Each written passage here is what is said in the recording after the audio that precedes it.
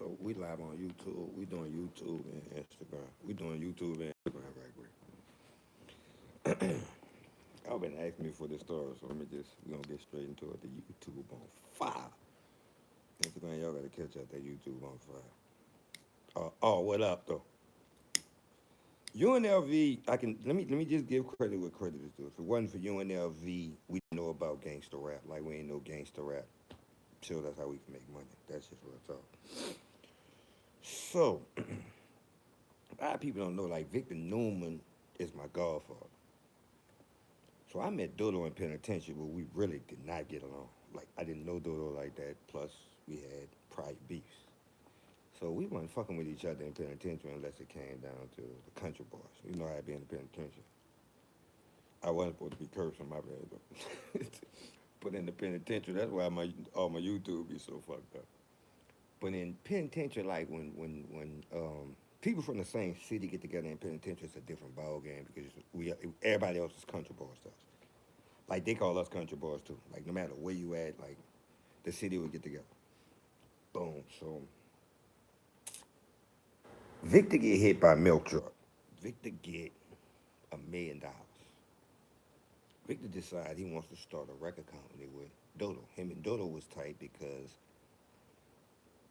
Victor and Dodo's sister went together for a long time, and Victor a real solid dude. Like always been like that. I think that's where I get my loyalty from and my understanding from because like Victor taught me so much, bro.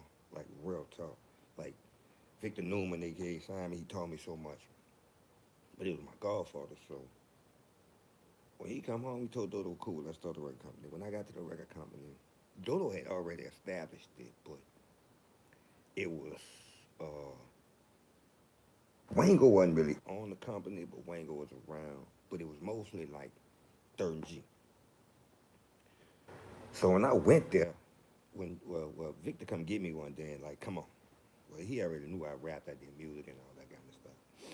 But I was the type of person like this, right? I always wrote like a lot of raps, so I had 1 million raps. So anything, I always used to feel like this. If you put a beat on, I'm gonna be able to rap to it.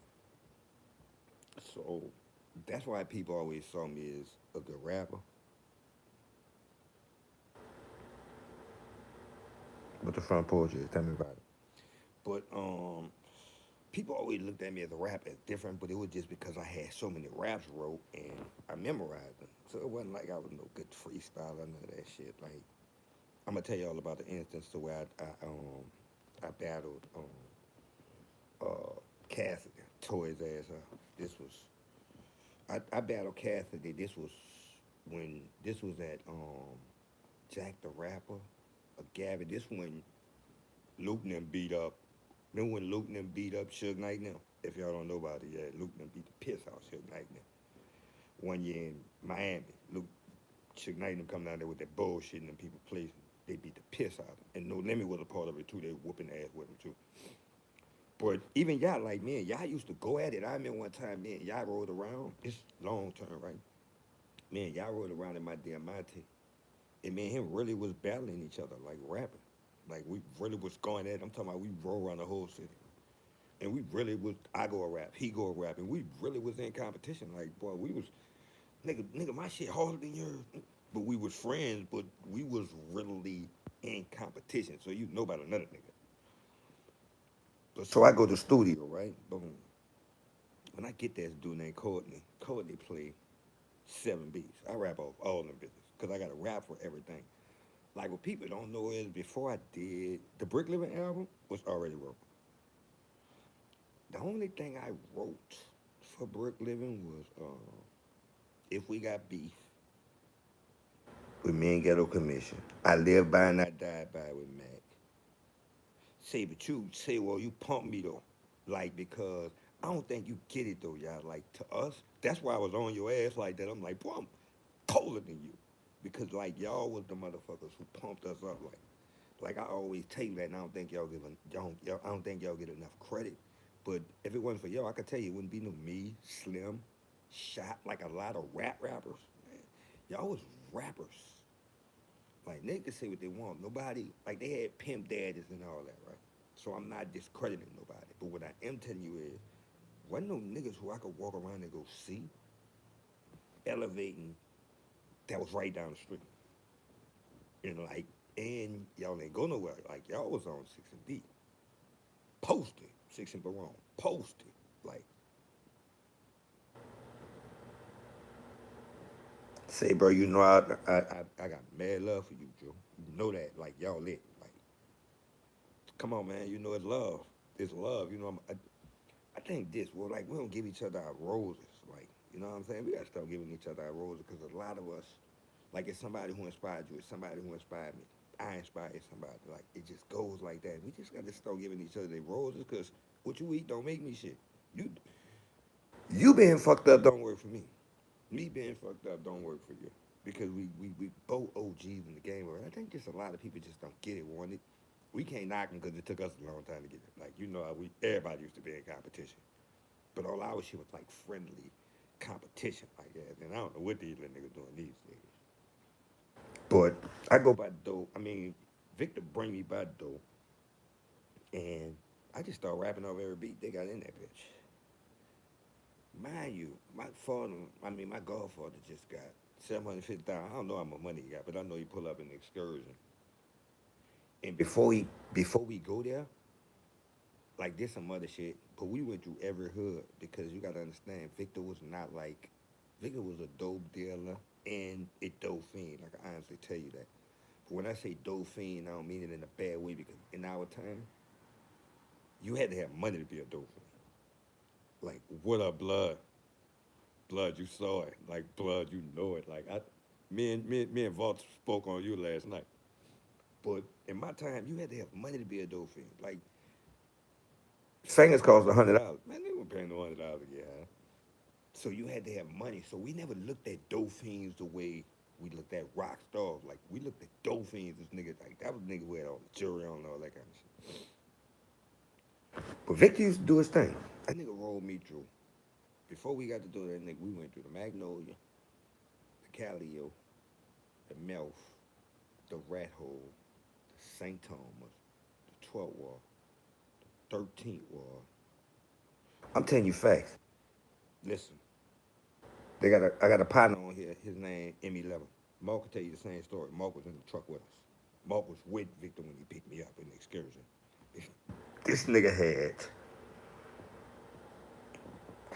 $70,000 worth of jewelry on, $30,000 in his lap, and probably $10,000 in drugs. And he gave it to all the dope fiends.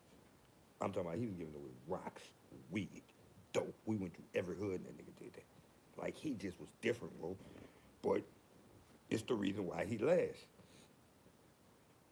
Say the shyest niggas was dope fiends. That's facts, though, bro. Like that's real facts. So when I get that rap over everything, it be Victor leave me there.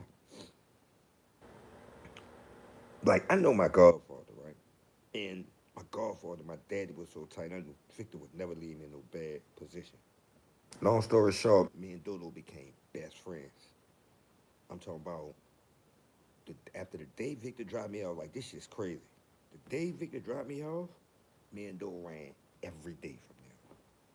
I'm talking about that nigga pick me up, drop me off every day. Boom. So all I'm sort of town and all that kind of shit, but I was more or less into the streets because that's what was making me money. So boom, I hook up with Dodo. Dodo got it popping in the Cali. So they put me on another level. Like I was fucking with one thing, doing them like, nah, we gonna fuck with this, and you coming with us. So it was a little static about me going to Cali and all that kind of shit at first. Like motherfuckers wasn't feeling that. But Doe, Big U, Tweet, like a lot of them dudes had so much of an influence, and they was so much of stand up. Like motherfuckers wasn't gonna make no moves on me. Boom. So we do a compilation album. Put the compilation album out. When we put the compilation album out, like y'all gotta understand this. Um, this was the plot, and people don't know this also. Master P did things for everybody he used to fool with before he came up, right? It was two people who didn't get nothing from him. Dodo and Victor was in jail. So both of them knew when they caught P, P was gonna give them something, right? Show you how smart they was, though. Look like he had bought cars and all this kind. I'm not talking about for rappers or nothing. I'm talking about for niggas who he just fucked with. Like he bought Intrepid for a lot of them dudes out the Cali, yo. Uh, Firebird. Like he just buying shit for motherfuckers he fucked with, right? Doe had the sat so long and Vic was already up, so Vic wasn't running behind him. They was like, we ain't asking that nigga for no money. We gonna ask that nigga for a record deal. Now, mind you, I'm gonna keep it funky with you. P would have gave Dodo and Victor, I'm gonna say at the most $50,000 a piece until I'm gone. Like I'm doing that off the string. Because he fucked with them different kind of ways. Like he ain't fuck with them like he fucked with everybody else. But they never got the opportunity to ask him. Crazy, what up, my G? But they never had got the opportunity to ask him for nothing. Because Doe was in jail, Victor was balling. So they never got the chance to ask him for nothing. Boom, we do the album. Mind you, at the time, what Pete don't know is we watching everything he doing. Everything. Meaning we watching his marketing scheme. So we're like, okay, that's what he's doing. All right. So we got a tough guy. We put an album together, right? With everybody on it. Some people had solo songs, all that. Spitter wasn't even on it. I'm gonna tell y'all how Spitter got to the label. Now Spitter was around, but he was not on this album. So we got tough guy handkerchiefs. Nobody was doing it. See, we followed P in marketing. Remember P used to have the 504 rags? We had tough guy rags. But this before 504. Like we had tough guy rags before P did 504. Because remember, I was part of 504. We had tough guy rags, we had t-shirts, we had posters, but we spent all this money to get us hot in the city. Then Dodo had shit to do with me. That's them as the marketing. Dope dealing niggas, like, right? They got posters everywhere. So what ended up happening was, and we didn't even expect this. So you know, we had the whole fucking city. We got the sixth wall, the seventh wall. We had the dude out the seventh wall. We going to Iberville. I go fuck with Hakeem. So Hakeem, we signed Hakeem to it. Hakeem is the beat maker. Boom, we got the four wall. Like we signed in niggas from everywhere, so we got everywhere. So when Tough Guy moved, that's what niggas ain't understand about Tough Guys. We had people from everywhere. Ninth wall, seven wall, eight wall, six wall, 10th wall, Magnolia, Melt, Callio. We had somebody with us from everywhere. So even though niggas looked at us as like being so harsh, everybody fucked with us because we was looking like the new motherfuckers who had the chance. Said Iberville, my say, boy, I got history in that Iberville. You better ask about Big Sam. Big Sam was my best friend, nigga. Like I got history in that Ville. Like, do not get it. Like every project, like I like we ain't gonna get into that, but I got history in every project, well, because I got family everywhere, and that's a part of why I last. Like I'm telling you, like I got family everywhere because in our time, like real niggas fucked with each other and we made each other family. So I got family everywhere. So it ain't no place a nigga can't go. I'm not telling you it won't be a threat, but I can guarantee you, like it's gonna be people in the same hood that's gonna be on my side too. Um, so boom, we set up that scheme. We bubbling. Everybody screaming, tough guy, tough guy. We give a concert. Uh, the warehouse. We bring Jadakiss down here. Remember when Jadakiss and them come down here with them dogs? Yeah, we gave that. Like them dudes were so strategic, as in. I'm gonna tell you two big concerts we gave, and we didn't even know nothing about it. It was crazy. The first one was the Jadakiss thing. We gave the Jadakiss. It went right, but it went wrong because we ended up getting into it with some stupid shit about some shit that was about nothing. We gave the Jadakiss concert, and then we gave a concert at the Riverboat Hallelujah. No, I'm lying. We gave a concert at Holland Wolf. Just so happened the night we get a concert at Holland Wolf, It's the night soldier Slim coming home. How much luck could we have in the world? Mind you, it's Bayou Classic weekend, right? We give a concert real boy holiday. Bayou Classic weekend. It's 11 o'clock, that bitch empty. Me and Dodo in panic mode. It's Victor and Dodo birthday. Like, we were the first niggas to do ice sculptures and all that kind of shit. Like, I don't even know where them dudes got that shit from. But I know, I ain't gonna say I don't know where they got it from, because I know they got it from Warren Meadows. We could talk about Warren Meadows too. I'm from that time too. Um, just to get some love to Warren Meadows. Warren Meadows was the first person to pay me. The first person we got paid from shows from. I'm telling you, me and Soldier Slim. First person who paid us for a show was Warren Meadows. At what's the spot in the sixth floor around the corner from Joe's, whatever that thing is. That's the first person who paid us for a concert in that arena right there. You know, y'all been there. You know what I'm talking about in the sixth floor. What that shit is around the corner from Joe's. It's the arena or some shit. That's what Warren Mays used to give all this shit. That's the first person ever paid us. Then we start fucking with Bobby Marshall. UNLV, you know Bobby. Yeah, you know about Bobby Marshall too. So boom, we get that concert. The crazy part about that is Spitter didn't perform that night. Vol brought this up last night because we talked about this last night. This is why I started doing story time. Me and Vol was talking last night. We just talked about all kinds of crazy ass stories. Like, we on the phone. Like, Vol called me to ask me one question. We was on the phone 6 hours. Like, my girl was looking at me like we really was on the phone 6 hours. Treme, look at, I knew my dog was gonna be able to tell me. Look, Treme Center. That's where he gave me that big one. So we get that concert. It looked like it's not gonna be packed. So all right, it was at Treme. Treme is the spot. He just gave it to me.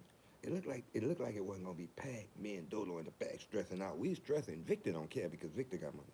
Me and Dodo stressing because Victor tell us, I'm gonna get a party y'all can have whatever y'all make at the door. I don't care. We're like, what? Mind you, this place, we can make 60, 70 racks at the door. All they gotta do is go right. Man, it's 11 o'clock, nobody in there. Spitter and my Lapana Tiger decided to go take a ride on Canal Street. It'd be buku traffic. They say we going to get some candy or something. Like, Spitter was a candy free.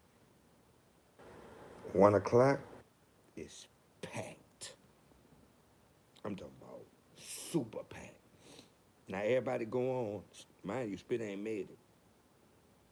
Bad Boy go on. Like, all the tough guy groups go on except me. Right before me, this is the night where we were supposed to introduce Spitter. He not there. He in a line. Action. Him and Tiger somewhere by Walgreens or something on Canal Street. They stuck in traffic. This is Bayou Classic weekend. Before I go on, Slim walk in there with Swab by. This one, Slim come home off the second jokes. He walking there with Swab by. Check the facts, man. Go see when Slim came home. It's Bayou Classic weekend. He came home that Friday. I think I reported with that Friday. He come in there. He cut up. He do what I was told and all that. He cut up. I go on after when the party get over. Boom. We go outside. Spin and Dodo. I'll tell y'all that another time. when Spinner thought Dodo was gonna kill him. After we do that, we got a name in the city. Everybody talking about it. Everybody talking tough guy, tough guy, tough guy. And the name ain't bad. Like, at first it used to be like tough guy, they cutthroat. But then we start having everybody with us. Like, we had everybody with us. That's why it's a lot of dudes who could claim tough guys from the ninth, from every part of the project, even the West Bank, they can claim tough guys because they was a part of it. Boom, we get back. We gotta figure it out. What's the move? Around that time, Pete started playing basketball. Mind you, we just made 70 racks off a show. Dodo said we gonna fly and go see him. I ain't tripping, let's go. Vic said I'm going to. Boom. What did they play? But Pete was playing for Charlotte. I don't know if they played in Charlotte or not, right? Say, Listen, like we took a little bit of everybody game though. Like we took a little bit of cash money. We took a, like, it's a lot to it, right? But I know what we did as tough guys. This what tough guys used to do. Like, and I'm gonna tell you how we got every part of the city. I'm gonna be honest with you. Everything that popped in the city, like in your hood, we came there and we showed love. Like people used to see us and be like, "Oh, here they go tripping," and we'll go like, let's just say the sixth wall. We used to go in Joe's, right? And niggas used to be looking at them niggas up to something. We'll buy the ball and leave out. And I'm talking about shake everybody hands like dudes, chicks, hug them and all that. So we went made our peace everywhere. Oh, that was doodle. Like we really did. I ain't gonna lie to you and tell you like everybody just got on our team. Like we honestly went made peace in places that we knew we had problems in. Just like to see what it was, but we showed love. But we used to be rich every time we catch Rob by. Because we used to be spending the one down outside. Man, every bar we went to, like Rhythm City and all that, we used to buy the bars. Everybody drank free so when we get in there. That's why everybody became a part of Tough Guys because we used to give so much away. But people, if you wasn't out, you wasn't seeing it like that. Like, you know what I'm saying? So boom, we fly out, right? See, we're gonna talk about that. That was all Pete. But so we fly out. We go to Charlotte. We see Pete. Like Pete don't see us. Pete playing the game and all. He in the game and all that. When they go to going for halftime, we run to the side. Pete look up. Pete like, man, what's up? I'ma holler at y'all after the game over. See Stout. What up, baby? I'ma holler at y'all after the game over, right? So once the game over, Pete know exactly where we at. He tells the kid to get down. We go in the locker room behind Pete. Pete booked us in the same hotel as him. Now mind you, we already got a hotel, right? Cause we got a few dollars. Like we ain't hit, we got a few dollars. Because we just hit off the show. We hit 70 bands off the show. Victor just got the fucking 700, almost $1 million. He got like 850. So we right, we got bread. They gotta leave the next day, right? Love and respect. You know that C style. That's my Cali blood right there. So when we go, we give him the CD. We go to his hotel room. We all sit down. No, we don't go to the room. We meet him downstairs in the lobby. We all in the same hotel. But he telling us, look, he booked us in the team hotel. He got to check out the next day because they flying out. He's playing basketball. We give him the CD. Boom. We go back to our room, right? We in the same hotel as Pete. We stayed in that room. Boom. But he get us 2 rooms. All us just stay in one room, right? We stuck. 3 o'clock and about 4 o'clock in the morning, the phone. It's Pete calling from his room. He like, what's happening? So like, what's up? He like, where Vic at? Cause he was dedicated to Vic. Like he fucked with Dodo, but I don't think he knew how serious Dodo was about the business. He knew Victor was a businessman. Victor always been a businessman. Like I could tell you so much this nigga did to the dope game that changed the game of the dope game. Like, I'm talking about he's the definition of a dope dealer. And I'm talking about the smart one. And he's so smart he didn't die from no nigga killing him or none of that shit. Like he died from natural causes. Like ain't any dope dealers you could say died like that. And this nigga was one of them. Like Stunner even talk about me. Every time Stunner see me, he be like, Vic the Godchild, man. The bitch Vic taught you all that shit. But so he called him, he tell him to come to the room. It's 4 of us all together. He tell him to come to the room. They go to the room. When they come back, let me show you how things work. When they come back, they like, P said he gonna get us a deal. Mind you, I just happened to go out there because them dudes gave me a part of the company. Because of Victor and me and Dodo just had a hell of a relationship. So mind you, I own part of Tough Guys. Like I wasn't just an artist. I own 33% of Tough Guys. Like we split that shit 3 ways. In third and third, For all of us, we gave Tweet a percentage, but Tweet like managed everybody. So Tweet was always gonna eat. Boom. When they come back to the room, they laughing, giggling. It's 4 o'clock in the morning. They kick the bed. I'm like, what's up, man? They like, P said he ain't doing no compilation now. He gonna get us a check, but he ain't doing that. So I'm like, what's up? He said he want to do an album, whoever on number 4, 8, and 9. 4, 8, 9, that's the records I'm on. Victor loving this, right?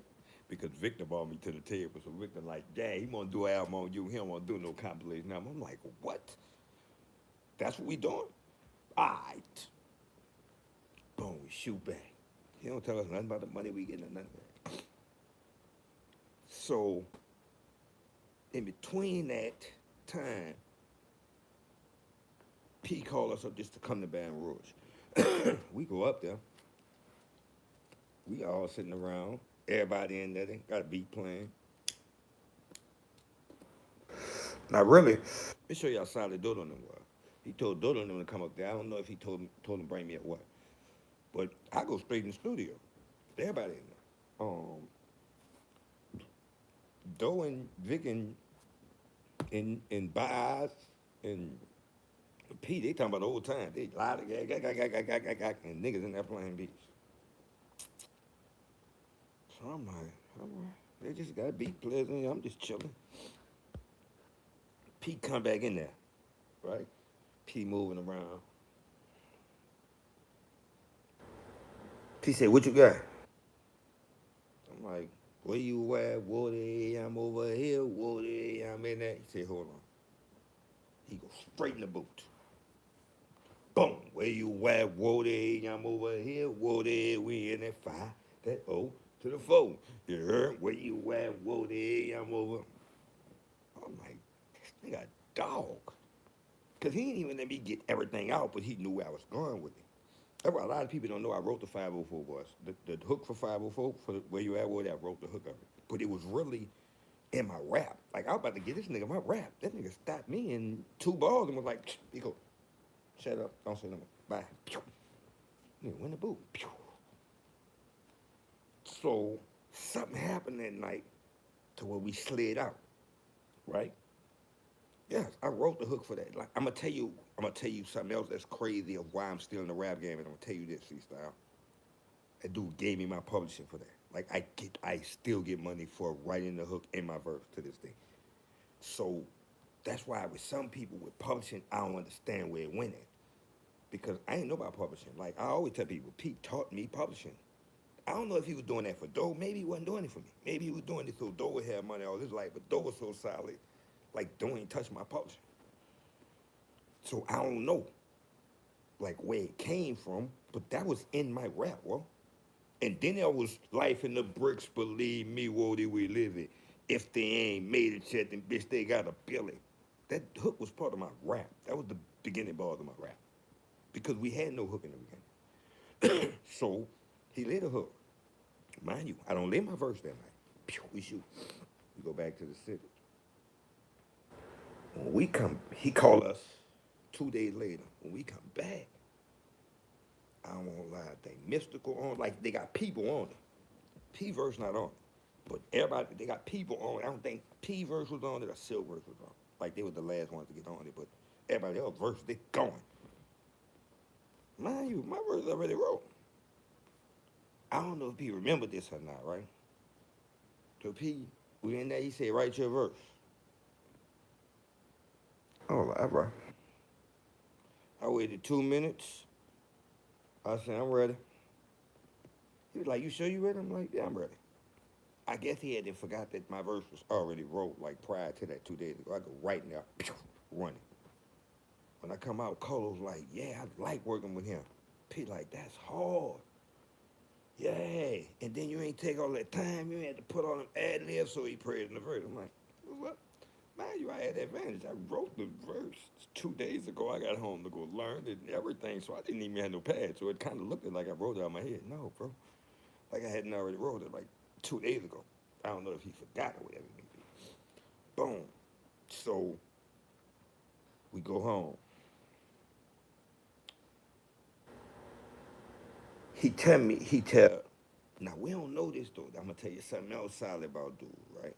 I could tell you some good and some bad. I ain't gonna even. I can't even necessarily say bad. No, when I say bad, let me speak on it so motherfuckers don't get it twisted. But I had a record that Pete decided he wouldn't get on because Baby was on it. That's why I'm gonna say bad. Like, but I understand business of it. Like, so after we did that, he give me a check for what? I think because check for like 20. We split it 3 ways. Me, Dodo, with, I ain't care. Like 75. I'm not one about nothing. But all I did was write a verse. A week later, he called me. He called us and said, I need a record for a soundtrack. I forgot. It's the soundtrack Spitter did it over. Uh, Down South Hustlers or something. Like gave him a record for that. He sent us 20 racks for that. We split it again. We bust that down. So mind you, so I'm like, that's 40 racks. I'm probably like 13, 14 racks. So P called us one day and said, I gotta stop hustling.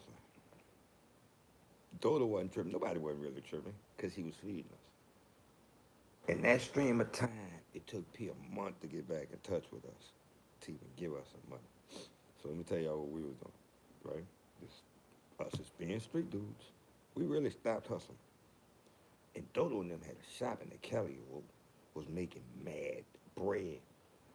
But I saw the confidence that they had in P. They're like, oh, he gonna stand on his word. P gonna stand on his word. Not, I don't know if to me it wasn't no thing of being scary. It was a thing that they had that kind of confidence in him because they know he did something for everybody else, but he hadn't done nothing for them yet. And they hadn't been around. He wasn't big and he wasn't active for them. So what we start doing, when we start catching Swab by, every time we catch Swab by, Swab by had a black Range Rover. We used to have all kind of rental cars. Every time we catch him, we stay in the car with him to Master P call, or we tell him call Pete. He'd be like, I ain't talked to Pete. So we ride with him all day until he talked to Pete. When he talked to Pete, Pete would tell him, get him niggas 10 grand. Get him niggas 10,000. B speaks, what's up, sis? So Pete would always give us 10,000. He kept giving us 10,000, 10,000, 10,000. Yeah, right? So boom, he tell us to go to Baton Rouge. Now mind you, I'm in the streets. So I don't want to sleep in no Baton Rouge or none of that when it comes to doing no album. I go up there the first day, I do 6 records. Not bragging, listen, keep in mind, I told y'all, I always had so many records wrote. It was simple as me just putting verses together for things that went with each other. So it wasn't hard. Like they would put a record on. All right, we're gonna put such and such on that. Okay, well, all I gotta do is put one verse on that. Go ahead. Come on, give me another one. Right?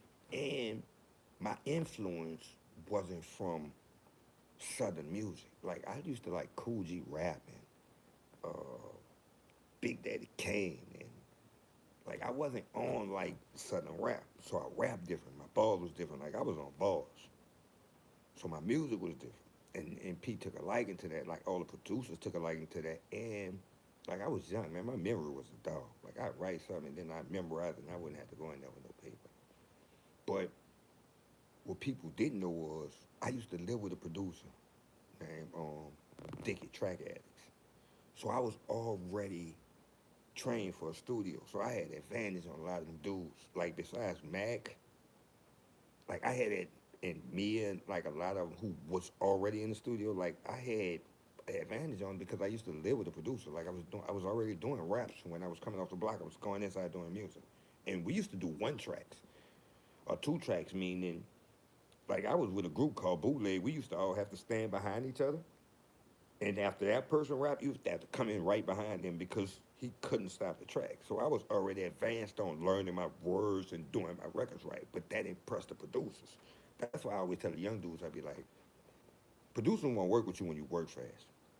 And I don't mean work fast and do anything. I mean work fast and you understand what you're doing. Because as soon as I get through with my rap, they be like, all right, you want to hear it? I'll be, yeah, I want to hear it. Play it over. Yeah, play it over, but you could cut the beat. I need to make sure all my words are correct. They'll play it to make sure all my words are correct, so I make sure I didn't say no slurs on words, and then I go back and then I play it with the beat. After that, I don't want to hear that record no more, because I know it's right, like it's on a producer thing. I'm not telling you I don't hear it after that, but I don't indulge in that record like that. Like, you kind of see what I'm saying? Like, I'd be like, on to the next record. And producers used to be looking at me like, you sure? Or you'd be like, I'm positive. And it's just because I used to do so many different kind of records, like I ain't gonna get myself into, too much into one record. Like, let's just say you do a record about feelings and a god or something like that, right? You get so far into that record, you can't do the other records because your feelings are too far into that. So you like, cut that off, let's go. Let's keep it moving. Producers liked it then. Boom, I do them records. So those like we gotta go back. That's like we like that, bro. Like that's why I listen, bro. And I'm gonna tell you for us music, like right now, right? I'm about to do a new album called Ola. All my lyrics are wrote. Probably except for unless somebody come with an outstanding beat that I gotta write for. But I know what I want to talk about, like, and I got beats and that kind of stuff. Like I know what I'm looking for, like that. So things are real strategic. That's why you'll hear us rap on different kind of beats because believe it or not, me and Spirit, we don't listen to rappers. I don't, like I really don't, and there ain't no knock on them, but like what you listen to, you sound like. I listen to Marvin Gaye, Curtis Mayfield, Bill Withers, like I be on that. Marvin Gaye, Bobby Martian, like I just be on different kind of music like that, right? And I do that just because I don't want to sound like nobody. So that's why I like you'll never hear me sounding like nobody. Now don't get it twisted. When people have hot records, I get on them, but it's not nothing that I will listen to every. If you ask me the record I'm listening to tonight, rap record,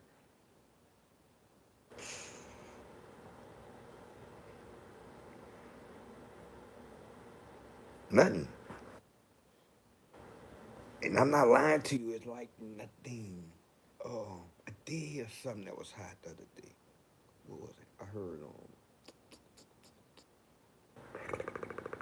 I don't want to lie. I did hear something that was smoke. Now don't get it twisted. I'm not saying that I don't listen to these dudes' records. I'm talking about what I be like. Put that on. Let me hear that. Like that's what I'm saying. Put on. What the fuck did I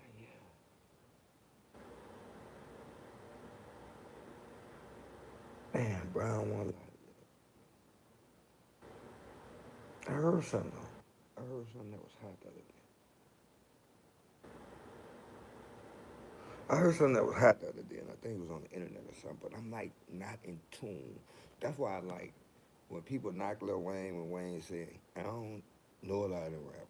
I didn't knock it because I ain't gonna say I don't know them because I'm a podcaster, so I'm into like it's no news you can't tell me about. Let's just say that. Like I'm a YouTuber.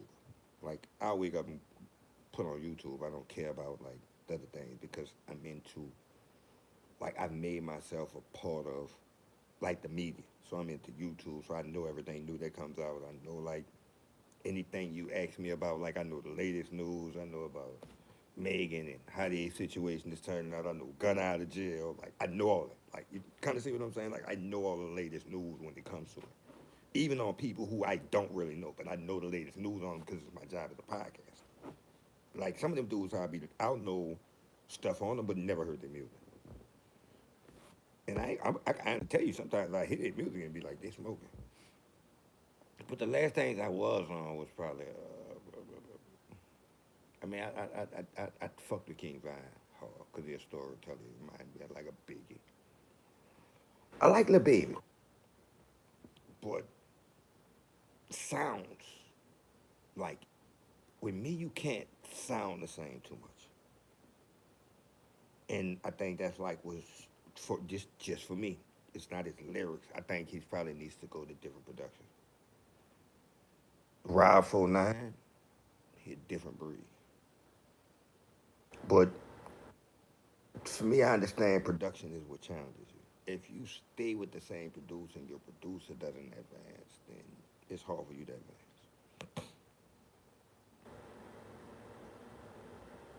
But to clear the story on that, after I done the whole album, after I got through with the album, this nigga P come back to me and tell me, uh, you don't have a single.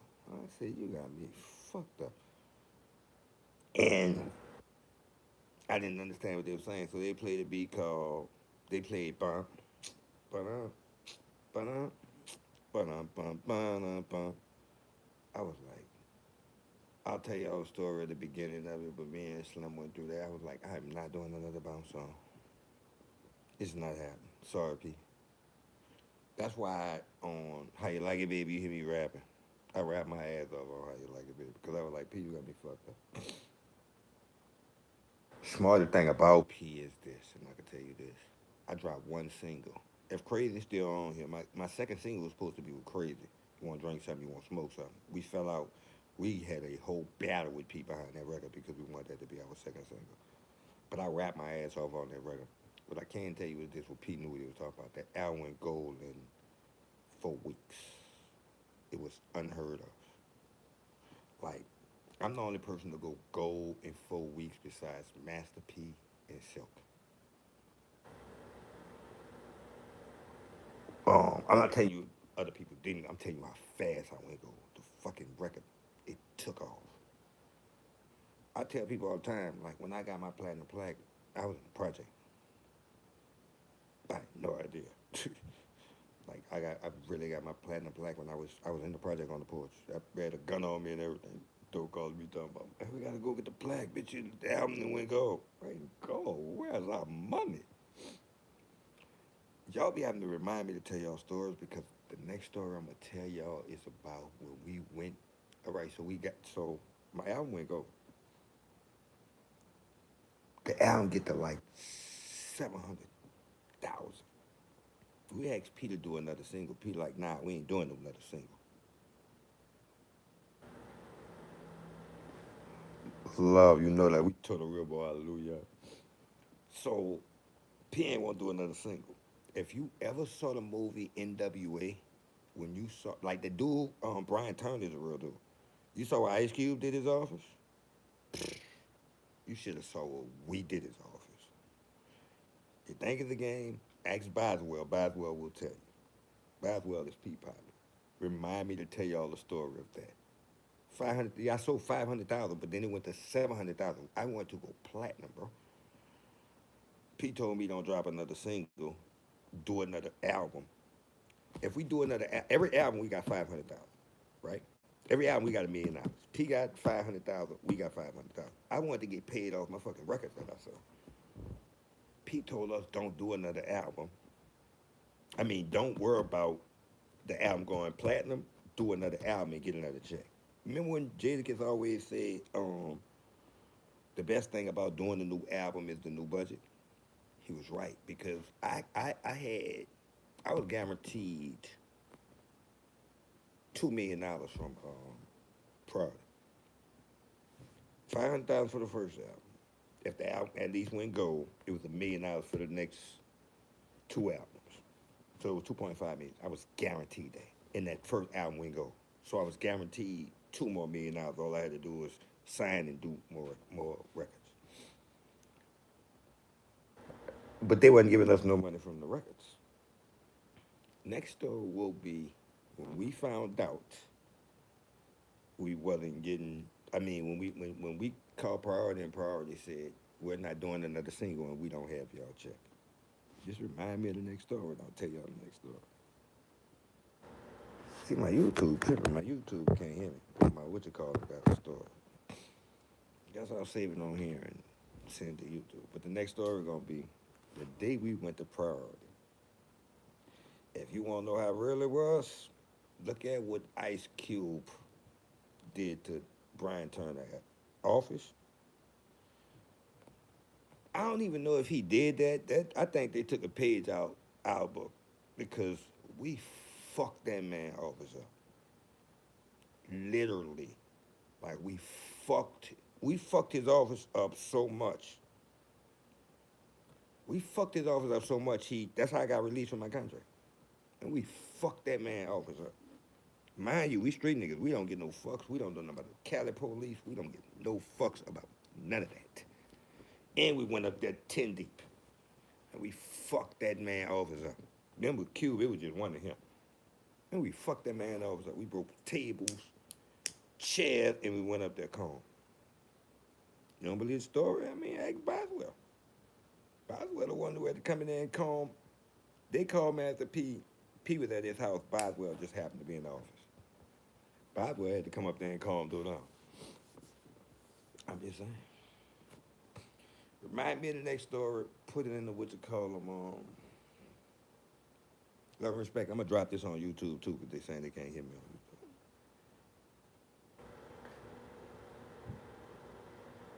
YouTube. Let's do this. Let's do this. Let's do this, cause we can get into this. Cause I want to do Q&A. Let me drop this and we gonna come back. I'm gonna do Q&A with y'all right quick. Boom. So pop back in. You can ask me any motherfucking thing you wanna know. Yeah, I think.